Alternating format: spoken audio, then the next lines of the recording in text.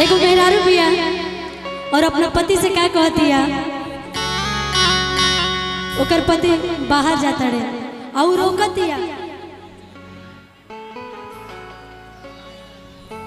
का कहतिया। सब कोई के डर रहेला अपन अपन पति से कि भाई कहो रहो सुरक्षित रहो। और अतिया कहतिया अरे ओकर से दिलवा लगई हाना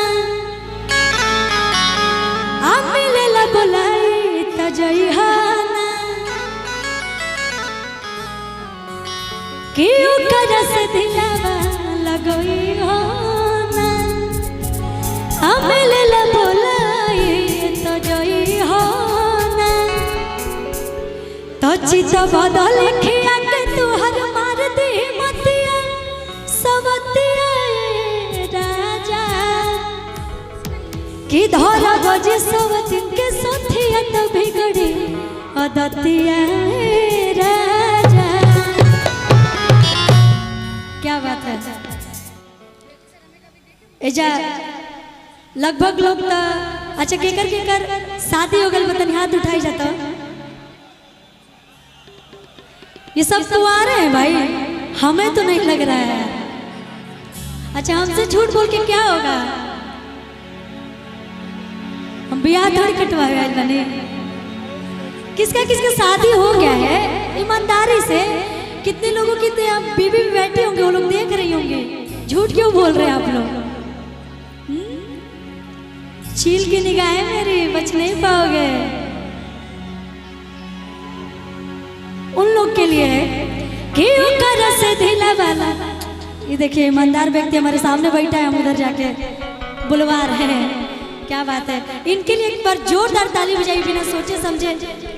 क्या बात है कि ओकर से दिला वाला गई हाना हम मिलेला बोलाई त जई हाना तो चित बदल खिया के तोहर मार दे मतिया। इधर भी बहुत सारे लोग हैं। सवतिया राजा कि धरा बजे सवतिन के सोथिया तो बिगड़ी अदतिया राजा। आइएगा भैया कि ओकर से दिलवा लगई हाना मिलेला बोलाई त जई हाना।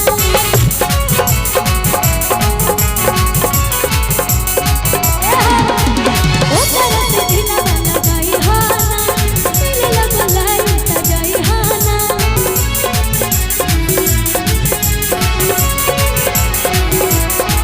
चिता बदल खिया के तोहर दे मतिया सवतिया राजा। चिता बदल खिया के तोहर दे मतिया सवतिया राजा। अरे धरा बजे सवतिन के सोथिया तो बिगड़ी अदतिया राजा। अरे धरा बजे सवतिन के सोथिया तो बिगड़ी अदतिया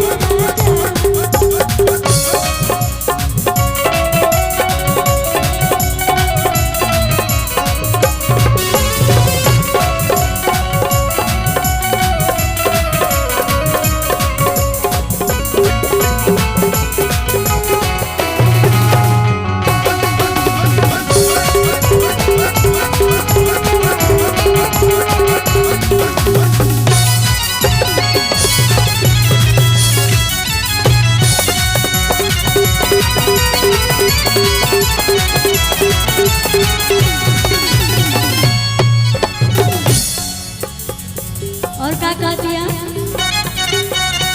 सीधा साधा बाड़ो तू तो ठोस जइबो ए राजा।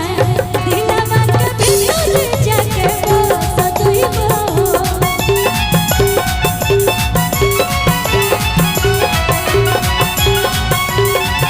दिलवा के भीतर जाके बस जइबो।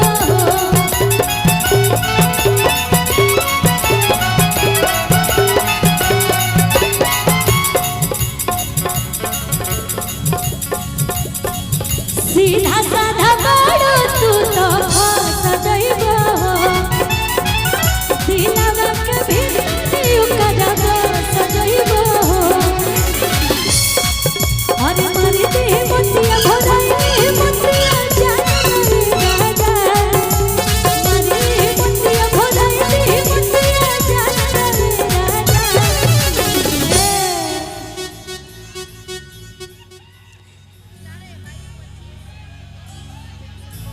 थोड़ा सा शांत हो जाइए, आराम से आराम से। अरे धरा वजह सब तिनके साथिया तभी बढ़िया रतिया तेरा अरे धरा वजह सब तिनके साथिया तभी बढ़िया रतिया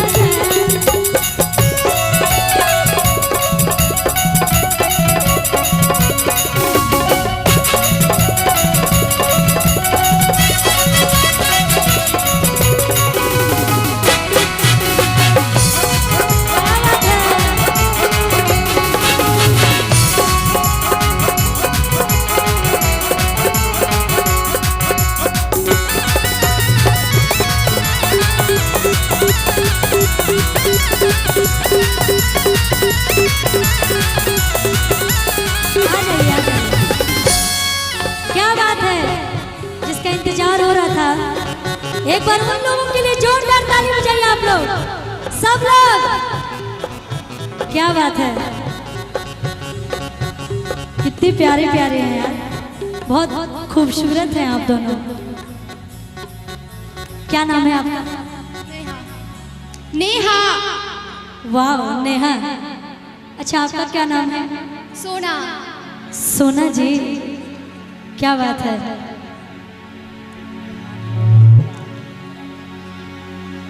हेलो,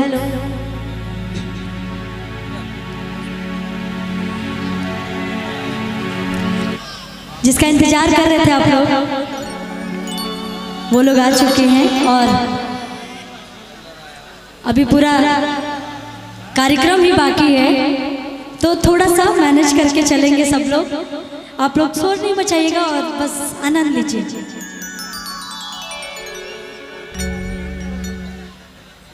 नेहा जी जरा आ जाइएगा।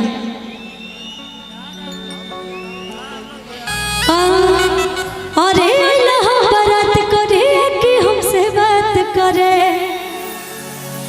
मांगे में मोबाइल नंबर लगो तारा हाथ धरे। आयो बारात करे कि हमसे बात करे, मांगे में मोबाइल नंबर लगो तारा हाथ धरे। कि गोरी फूल झारे बाड़ू पापा के परी बाड़ू, सही में परी लग रही हैं आप। कि गोरी फूल झाड़ी बाड़ू पापा के परी बाड़ू, कि लगलो पसारे तू तपा पियर फराक वाले, कच कच मारो तारो आँख पियर फराक